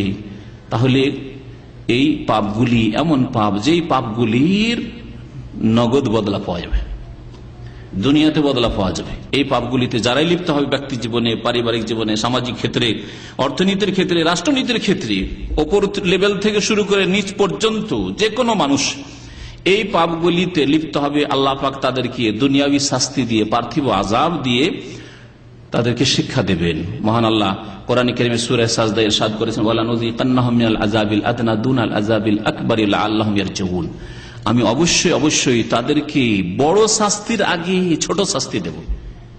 মিনাল আযাবিল আদনা, ছোট শাস্তি দেব, দুনিয়ার শাস্তি। এই শাস্তি আযাবগুলিকে আল্লাহ ছোট শাস্তি বলেছেন। দুনাল আযাবিল আকবার, মহাশাস্তি জাহান্নামের আযাবের আগে, কবর আযাবের আগে, লাআল্লাহুম ইয়ারজিউন, যাতে করে তারা ফিরে আসে। তাহলে এখনো আল্লাহ পাক রব্বুল সুযোগ রেখেছেন আমাদের ফিরে আসার। আরেকটি হাদিস, যে হাদিসটিতে আরেকটি শব্দ বাড়তি রয়েছে, যারা অশ্লীল কাজে লিপ্ত হবে, অশ্লীল কাজে, জেনা ব্যভিচারে লিপ্ত হবে, জেনা ব্যভিচারের রাস্তা ধরেছে, অবৈধ সম্পর্ক রাখে, টেলিফোন মোবাইলে সম্পর্ক রাখে যুবতীদের সাথে, অপর মহিলার সাথে, অপরের স্ত্রীর সাথে, অপরের মেয়ের সাথে, অবাধ মেলামেশা যারা করে ছেলে মেয়েরা, এদের শাস্তি সম্পর্কে নবী সাল্লাল্লাহু আলাইহি ওয়াসাল্লাম আরেকটি হাদিসে রয়েছে, ইল্লা সাল্লাল্লাহু আলাইহিম আল মউত। আগের হাদিসটিতে ছিল যে মহামারী, বিভিন্ন রকমের প্লেগ মহামারী দেখা দিবে, যাতে হাজার হাজার লোক মরতে থাকবে, বিভিন্ন দেশের লোকেরা বড় সংখ্যায় মরবে। আর এমন এমন ব্যাধি দেখা দিবে যে ব্যাধিগুলি আগে ছিল না। আর এই হাদিসে বলা হয়েছে আল্লাহ পাক তাদের উপর মৌত চাপিয়ে দেবেন। এর দ্বারা বোঝা যায় যারা জেনা ব্যভিচারে লিপ্ত হয় তাদের বয়স কমে যায়। জেনা ব্যভিচারে যারা লিপ্ত হয়, অশ্লীল কাজে যারা লিপ্ত হয়, তাদের বয়স কমে যায়, তাদের মানসিক টেনশন এত বেশি হয়ে যায় এই জেনা ব্যভিচারে লিপ্ত হওয়ার কারণে। কি জানি কে জেনে নিবি, কি জানি লাঞ্ছিত হব, অপদস্থ হব, কি জানি কি যে হয়, অথবা যেই মেয়েকে ভালোবেসেছিল, প্রেম করে সে তাকে ছেড়ে দিল, অথবা ওই মেয়েকে এ ছেড়ে দিল, ওর সাথে প্রেম করে আবার অন্যদিকে টান দিল। এই রকমের জন্য এমন মানসিক পীড়া হয়, যেসব মানসিক পীড়াই সাল্লাল্লাহু আলাইহিল মত আল্লাহ পাক চাপিয়ে দেবেন। আর বয়স কমে আসে, বয়সের বরকত আল্লাহ পাক ছিনিয়ে নেবেন। এমন ব্যক্তিকে চিনি, যেই ব্যক্তি 3 বার জেনায় লিপ্ত হয়েছে, আল্লাহ পাক রব্বুল আলামিন দুনিয়াতে তাকে শাস্তি দিয়েছেন, এই মাথা থেকে পা পর্যন্ত শরীর সাদা হয়ে গেছে, আমার নিজের চোখে দেখা। 3 বার জেনায় লিপ্ত হয়েছে, 3 বার প্রকাশ পেয়েছে তার জেনা, 3য় বারে আল্লাহ পাক আর বরদাস্ত করেননি। দেখা ঘটনা বলছি। তো নবী করিম সাল্লাল্লাহু আলাইহি ওয়াসাল্লাম ভবিষ্যৎবাণী সত্য, এতে কোনো সন্দেহ নেই। যে ব্যক্তি সংশোধন করতে চাইবে, আল্লাহ পাক দাওয়াত দিচ্ছেন, অতুবু ইলাল্লাহি জামিআন আইয়ুহাল মুমিনুনা লাআল্লাকুম তুফলিহুন, হে মুমিনরা তুবু ইলাল্লাহ, আল্লাহর দিকে তওবা করে ফিরে আসো। ইলাল্লাহি জামিআন আইয়ুহাল মুমিনুন, হে মুমিন, হে বিশ্বাসী, তুমি বিশ্বাসী, পরকালে বিশ্বাসী, রাসূলুল্লাহ সাল্লাল্লাহু আলাইহি ওয়াসাল্লাম ভবিষ্যৎবাণীতে বিশ্বাসী, আল্লাহ পাকের এই আযাবের কথা যে নবী সাল্লাল্লাহু আলাইহি ওয়াসাল্লাম বলেছেন, এগুলিতে তুমি বিশ্বাসী। অতুবু ইলাল্লাহি জামিআন আইয়ুহাল মুমিনুন লাআল্লাকুম তুফলিহুন, তাহলে সার্বিক কল্যাণ হাসিল করবে, তাহলেই পরিত্রাণ পাবে, তাহলে রেহাই পাবে, তাহলে সফল কাম হবে। আল্লাহ পাক আমাদেরকে দুনিয়াতেও কামিয়াব করেন আর পরকালে কামিয়াব করেন, আর নিজের হিসাব নিজেই করার তৌফিক যেন দান করেন। নবী করিম সাল্লাল্লাহু আলাইহি ওয়াসাল্লাম বলেছেন, আল কাইয়্যিসু মান দানা নাফসা, জ্ঞানী তো ওই ব্যক্তি যে ব্যক্তি নিজের হিসাব নিজেই করতে পারে, যে আমি কোন পানির মাছ, আমি পাপী না সৎ, আমি এই অবস্থায় আজকে রাত্রে যদি মওত আসে জান্নাতে যেতে পারবো না জাহান্নামের ইন্ধন হব, এই হিসাবটা যেই ব্যক্তি করে নিতে পারবে সে হচ্ছে আল কাইয়্যিস, সে হচ্ছে সবচেয়ে জ্ঞানী, সে হচ্ছে জ্ঞানী মানুষ। আমার হিসাব আপনাকে করতে হবে না।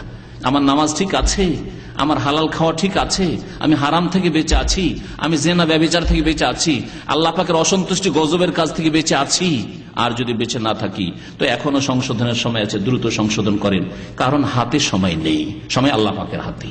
যখন নিজের হাতে সময় নেই, যেই সময়টুকু পাচ্ছেন, যেই মুহূর্ত পাচ্ছেন, এতেই সংশোধন করার চেষ্টা করেন। আল্লাহ পাক আমাদেরকে তওবা করে তার দরবারে ফিরে আসার যেন তৌফিক দান করেন। আল্লাহ পাক আমাদেরকে নেক আমলের মাধ্যমে অতীতের গুনাহ খাতা থেকে মুক্ত হওয়ার তৌফিক যেন দান করেন। আল্লাহ পাক আমাদেরকে বেশি বেশি ভালো আমলের যেন তৌফিক দান করেন। যে সময়টুকু আমাদের জীবনের বাকি আছে আল্লাহ পাক তাতে যেন বরকত দান করেন, আমাদের ইবাদতে বরকত দান করেন, আমলে বরকত দান করেন, গুনাহ থেকে আল্লাহ পাক বাঁচিয়ে রাখেন। আল্লাহ আমাদের রুজি রিজেকে বরকত দান করেন। আল্লাহ আমাদের ছেলে মেয়ে সন্তান সন্ততি আল্লাহ পাক বরকত দান করেন। আল্লাহ পাক আমাদের সার্বিক জীবনে যেন বরকত দান করেন। আল্লাহ দুনিয়াতে আমাদের সুখী করেন, আখিরাতেও সুখী করেন, জাহান্নামের আযাব থেকে আল্লাহ পাক যেন রক্ষা করেন। রব্বানা আতিনা ফিদ দুনিয়া হাসানাহ ওয়া ফিল আখিরাতি হাসানাহ ওয়া কিনা আযাবান নার। রব্বানা যালামনা আনফুসানা ওয়া ইল্লাম তাগফির লানা ওয়া তারহামনা লানাকুনান্না মিনাল খাসিরিন। সুবহানা রাব্বিকা রাব্বিল ইজ্জাতি আম্মা ইয়াসিফুন ওয়া সালামুন আলাল মুরসালিন ওয়া আলহামদুলিল্লাহি রাব্বিল আলামিন।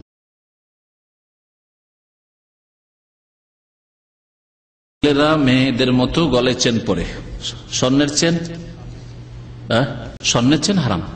স্বর্ণের যে কোনো জিনিস ছেলেদের জন্য হারাম, এটা অকাট্য হারাম, কাবিরা গুনাহ। আর বাকি এমনি চেন পরা সেটাও সাদৃশ্যতা মহিলাদের, সুতরাং সেটাও জায়েজ নয়। কারণ নবী সাল্লাল্লাহু আলাইহি ওয়াসাল্লাম বলেছেন যে ওইসব পুরুষদের উপর লানত রয়েছে যারা নারীদের বেশভূষা গ্রহণ করে, ওইরকম ওইসব মহিলাদের উপর লানত, অভিশাপ রয়েছে যারা পুরুষদের বেশভূষা অবলম্বন করে।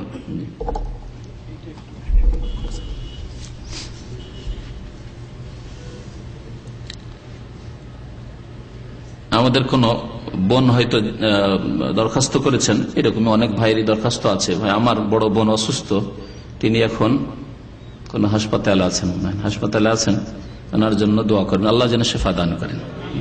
আল্লাহ পাক রব্বুল আলামিন যেন আমাদের সুস্থ করেন, আল্লাহ পাক রব্বুল আলামিন যেন বালা মুসিবত দূর করেন। এইরকম যেসব ভাইদের, যেসব বোনদের, মুমিন মুমিনাত, বিশেষ করে যেসব ভাইরা এসেছেন, যেসব বোনেরা এসেছেন, তাদের আত্মীয় স্বজন আপনজন যারা অসুস্থ আছেন, আল্লাহ পাক রব্বুল আলামিন যেন শিফা দান করেন, সুস্থতা দান করেন। আল্লাহ পাক যেন যতদিন রাখবে দুনিয়াতে সুস্থ রাখেন। আর যখন নেবেন কালেমা লা ইলাহা ইল্লাল্লাহ মুহাম্মাদুর রাসূলুল্লাহ শাহাদাত দিয়ে আল্লাহ পাক রব্বুল আলামিন তার কাছে যাওয়ার যেন তৌফিক দান করেন।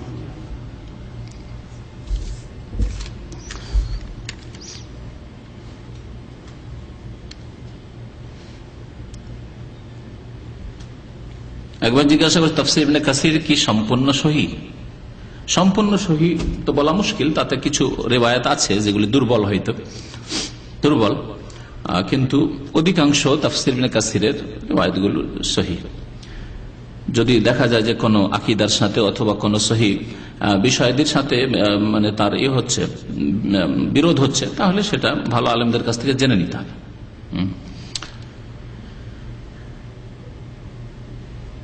নামাজে রুকু থেকে উঠে হাত বুকে রাখা সহি না হাত ছেড়ে দেওয়া সহি? যেটা করেছেন সেটাই চলবে, অসুবিধা নেই। এই বিষয়ে সঠিক হচ্ছে রুকু থেকে উঠে হাত বাঁধা, এই বিষয়টি স্পষ্ট হাদিস দ্বারা প্রমাণিত নেই। যে দলিলগুলি পেশ করা হয়েছে সেগুলি অস্পষ্ট। সুতরাং যেসব ওলামারা ফতোয়া দিয়েছেন, যেমন সৌদি আরব ওলামাদের এটি ফতোয়া যে রুকু থেকে উঠে হাত বাঁধায়, তাই ঠিক অস্পষ্ট দলিলগুলির ভিত্তিতে তারা বলছে এতে খুশু আছে, এতে কোনো সন্দেহ নেই। এমনি হাত ছাড়ার চাইতে হাত যদি মানুষ বেঁধে থাকে, যেমন নামাজের অবস্থায় যেন আছে, তাতে খুশু আছে। আর এছাড়া বেশ কিছু দলিল তারা পেশ করেছেন। আর যারা বলছেন যে না এটা করার প্রয়োজন নেই, তারা বলছেন যে স্পষ্ট যেহেতু দলিল নেই, যেমন রফায়দানের স্পষ্ট দলিল আছে, আমিন জোরে বলার স্পষ্ট দলিল আছে, কিন্তু রুকু থেকে উঠে আবার হাত বাঁধতে হবে, এর স্পষ্ট দলিল প্রমাণ নেই। সুতরাং কেউ যদি বাঁধে আমি নিষেধ করি না আমার পাশে, আর কেউ যদি না বাঁধে তাকে বাঁধতে বলি না। আর এটাই সবচেয়ে ভালো, এই বিষয়ে এটাই সবচেয়ে ভালো। জি, আর একটি প্রশ্ন, আর কোন প্রশ্ন আছে?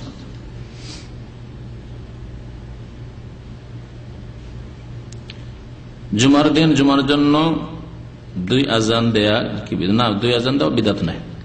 2 আজান, প্রথম আজানটি যেটা আজকাল হচ্ছে সেটা উসমান রাদিয়াল্লাহু তাআলা আনহু বাড়িয়েছিলেন, যদিও একটা বাজারে আজানটা দেওয়া হয়তো, মসজিদে দেওয়া হয়তো না, মসজিদে মিনারায় নাই, জাওরা নামক একটা বাজার ছিল, বাজারের লোকেরা কেনাকাটায় ব্যস্ত থাকতো, ওখানে আজানটা দেওয়া হইতো। পরে সেটা মসজিদে টেনে নিয়ে আসা হয়েছে যাতে করে লোকেরা প্রস্তুতি নিতে পারে, কারণ আজানের সাথে খুতবা শুরু হয়ে গেল, অথচ বাজারে কেনাকাটা করেছে, এসে নামাজ পাবে না, বিশেষ করে খুতবা পাবে না, কমপক্ষে গোসল করতে গিয়ে হয়তো নামাজও ছুটে যাবে। সেই জন্য এই আজানটি ওসমান রাদিয়াল্লাহু তাআলা বাড়িয়েছিলেন। আর খলিফাদের সুন্নতের অনুসরণ করার হুকুম করা হয়েছে একটি হাদিসে, আলাইকুম বিসুন্নতি ওয়া সুন্নাতুল খুলাফায়ে রাশিদিন আল মাহদিন, তোমরা আমার আদর্শকে মজবুত করে ধারণ করো আর আমার যে খোলাফায়ে রাশিদিন আবু বকর, ওমর, ওসমান, আলী তাদের আদর্শকে মজবুত করে ধারণ করো। সুতরাং এটিকে বিদআত যদি কেউ বলে তো তারা বাড়াবাড়ি, কিছু বই এরকম লিখেছে লোকেরা, কিন্তু তাদের এটা ভুল। জি ব্যভিচারের শাস্তি দুনিয়াতে বহু শাস্তি, আর আখিরাতে শাস্তি। আল্লাহ পাক যে কোনো শাস্তি দিতে পারেন, যে কোনো শাস্তি দুনিয়াতে দিতে পারেন, কিন্তু এই হাদিসটাতে প্রমাণ হলো যে বিভিন্ন ব্যাধি তে লিপ্ত হবে। আল্লাহ পাক বিভিন্ন বালা মুসিবত দিবেন, ব্যাধি মানে শারীরিক রোগ, আর তারপরে মৌত হয়তো ঘনিয়ে চলে আসবে। হঠাৎ যুবক 40 বছর বয়স, 30 বছর বয়স, জেনা ব্যভিচারের জন্য হয়তো মৌত চলে আসলো, বয়সের বরকত কমে যাবে, এগুলি এই হাদিস প্রমাণ করে। এছাড়া আল্লাহ পাক সর্বশক্তি, মানে যে কোনো আযাব দিতে পারেন মানুষকে পাপের জন্য, দুনিয়ার আযাব। বাকি আখিরাতের আযাব, নবী সাল্লাল্লাহু আলাইহি ওয়াসাল্লামের স্বপ্নের যে হাদিসটি রয়েছে সহিহ বুখারীতে, তাতে কঠোর শাস্তির কথা আছে, জাহান্নামে জ্বলছে ওইসব লোকেরা। তাহলে কবরের জীবনে, বারজাখী জীবনে জাহান্নামে জ্বলছে এবং জাহান্নামে যাবে। জেনার শাস্তি শিরক আর খুনের পরেই তৃতীয়, জেনার পাপ, শিরকের পাপ আর খুনের পাপ, আর তারপরে হচ্ছে 3 নম্বরে জেনার পাপ। যতগুলি কাবিরা গুনাহ আছে তার মধ্যে শীর্ষস্থানীয় এই 3টি গুনাহ সূরা ফুরকানে আল্লাহ পাক রব্বুল আলামিন এই 3টি গুনাহের কথা এক আয়াতে উল্লেখ করেছেন।